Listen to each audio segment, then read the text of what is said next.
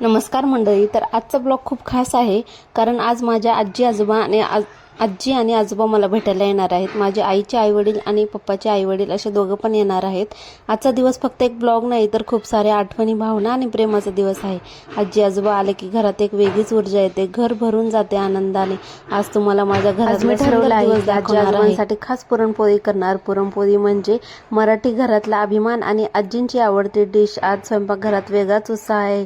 चण्याची डाळ, गूळ, वेलचीचा सुगंध घरभर पसरला. स्वयंपाक करताना मला माझ्या लहानपणीची आठवणी येते. आजी मला शिकवत होती, स्वयंपाक प्रेमाने केला तर अमृत होते. आणि आई आणि मी म्हणजे सासूबाई आणि मी, आम्ही दोघीजणी मिळून ते येण्याच्या अगोदरच स्वयंपाक बनवून ठेवणार होतो.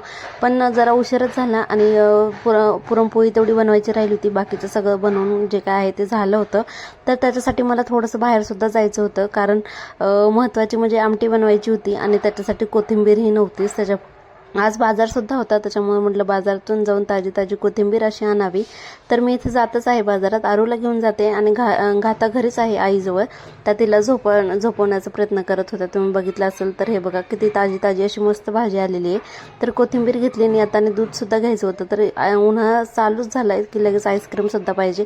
घरी आल्याच्यानंतर हिला अशी आईस्क्रीमसुद्धा खायची होती आणि ती आरूचं बघून गाथालासुद्धा आईस्क्रीम खायची होती. तिचा हा प्रयत्न चालू होता, त्याच्यामुळे ती उड्या मारून मारून का होईना तिला ती मागवत होती. इथं आईचं पुरण वगैरे गरम करायचं चाललं होतं आणि पुरण हे झाल्याच्या नंतर आता आमटीची फोडणी वगैरे सगळं करायचं होतं. तर आम्ही दोघीजणी मिळून छान असं स्वयंपाक करत होतो. त्या मला बऱ्याच कामात मदत करतात आणि स्वयंपाक म्हणलं की त्याच्यामध्ये त्यांचा 90% जो वाटा स्वयंपाकात त्यांचाच असतो. आज पुरणपोळी करताना मला माझ्या लहानपणीचे दिवस आठवतात, जेव्हा आजी हात धरून शिकवायची, पोळी कशी लाटायची. आणि आज मी त्यांच्यासाठी करत आहे. आजोबा जुन्या गोष्टी सांगत होते. याचा संघर्ष त्यांनी नेहमी, त्यांची मेहनत आणि आमच्यासाठी केलेली तडजोड. आपण रोज कामात इतके व्यस्त असतो की ते मौल्यवान क्षण विसरतो. आजी आजोबा येणार म्हणजे त्यांचं प्रेम हे वेगळंच. आपण किती जरी केलं तरी त्यांच्या प्रेमाची ही तोड कोणालाच येणार नाही. आजी आजोबा आपल्यासाठी खूप स्पेशल असतात आणि माझे आजोबा माझ्यासाठी सुद्धा खूप स्पेशल आहेत. त्यांच्या त्या धोतर, टोपी आणि लुगडं ह्याच्यामध्ये खूप सारी माया लपलेली आहे. ती तुम्हाला प्रत्येकाला माहितीच असेल. आणि तुमच्या या ब्लॉगमध्ये तुम्हाला सुद्धा तुमच्या आजी आजोबांची आठवण आली असेल तर मला सांगा. मी खूप नशीबवान आहे की आत्ता ह्या क्षणाला सुद्धा माझ्याकडे दोन्ही आजी आजोबा सुद्धा आहेत. जेव्हा कधी मी माहेरी जाते त्यावेळेस आजी मला छान छान गोष्टी करून देते ते खाण्यासाठी. मी तिथं गेल्याच्यानंतर काही सुद्धा करत नाही. माझ्या लेकरांना सुद्धा ती बघते आणि आमच्यासाठी काय करायचं आणि काय नको असं तिला होतं. आजी आजोबा म्हणजे आपल्या आयुष्यातला देवच असतो. त्यांचा आशीर्वाद म्हणजे खूप मोठी शक्ती असते. आजी म्हणते, मी माझ्या नातीसाठी खूप काही आणले आणि खरंच ते स्वतः नाही तर प्रेमाची पिशवी देऊन येतात.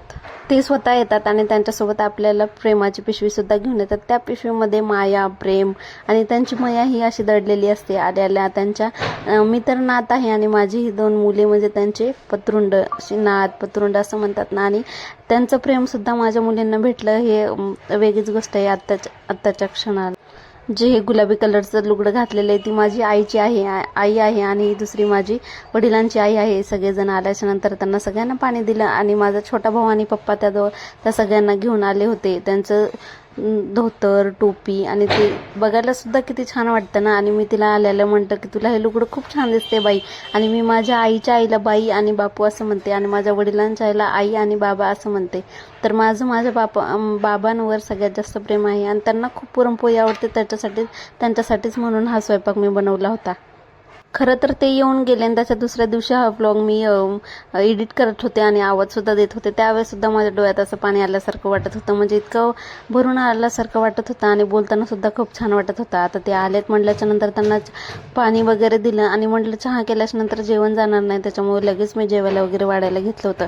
तर माझी जी आजी आहे ती एका साईडला बसून मला मदत करत होती सगळं देण्यासाठी आणि वरून आई गरम गरम स्वयंपाक वगैरे करत होत्या आणि त्या मला तिथं खाली पोळी देत होत्या, कारण बाकीचं तर अगोदर सगळं झालं होतं, फक्त पुरणपोळी तेवढी राहिली होती.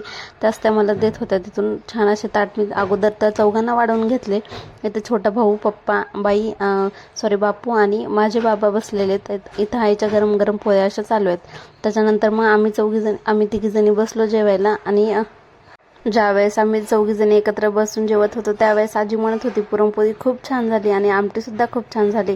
तसं तर हा स्वयंपाक स्पेशली आईने बनवला आहे, पण त्याच्यामध्ये मला जास्त आवड होती स्वयंपाक करण्यात, पण तरीसुद्धा त्यांनी मला बरंच मदत केली. कारण गाताना आरू दोघीसुद्धा परेशान करत होत्या. त्याच्यानंतर जायची वेळ आली आणि म्हणजे जवळपास एक 4 तास थांबले असतील ते. त्याच्यानंतर ते निघाले. मग त्यांच्या पण पाया पडले आणि थोडासा गुडघ्याचा त्रास असल्यामुळं माझे बापू म्हणजे आईचे वडील ते अगोदरच गेले होते. त्यांच्या हातात तुम्ही बघितलं असेल इथं काठी पण आहे, पण त्यांना माहीत नाही हा व्लॉग मी शूट केलेला आहे. त्याच्यामुळे खिडकीत मी असं मोबाईल ठेवला होता आणि कॅमेरा मात्र चालूच होता.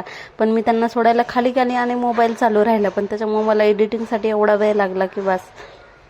तर इथं सुद्धा त्यांचं झालं होतं. त्या दोघींच्या हातात त्यांनी जाताना पिशवी भरून तर आणलीच होती त्यांनी, येताना पण जाताना सुद्धा त्या दोघींच्या हातात त्यांनी पैसे दिले आणि सगळ्यांनी अशा तिच्या गालावरच्या छान छान पप्प्या घेऊन कधी येते तू आमच्या म्हणजे तिकडं कधी येते इकडं कधी येते असं चाललं होतं. संध्याकाळी छान सगळं आवरलं मी, कारण पसारा खूप जास्त पडला होता. ते गेल्याच्या नंतर 1 तास तर काही केलं नाही, पण रात्री मात्र आवरून ठेवलं कारण स्वयंपाक मात्र पूर्ण झालेला होता.